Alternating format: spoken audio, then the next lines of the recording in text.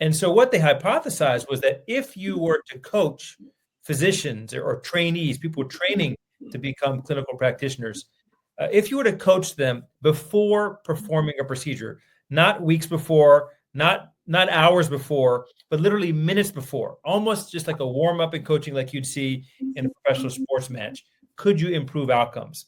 And so what they did is they looked at young kids, or these are infants really, at Boston Children's Hospital, who underwent intubation, which is when a tube is placed into your windpipe to help you breathe.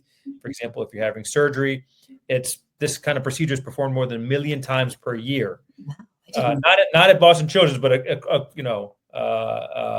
across U.S. more than 1 million times per year. So it's incredibly common. And what they showed was that if you just did an intervention between 5 and 10 minutes, where you coach the person and you allow them to warm up before performing the procedure, the outcomes improved. So, for example, a critical outcome is, do you successfully intubate the infant on the first attempt, as opposed to having to go in and out, trying multiple times. You don't have to be a medical doctor to know that going in and out a few times is not a good idea. Ideally, you just do it on the first try.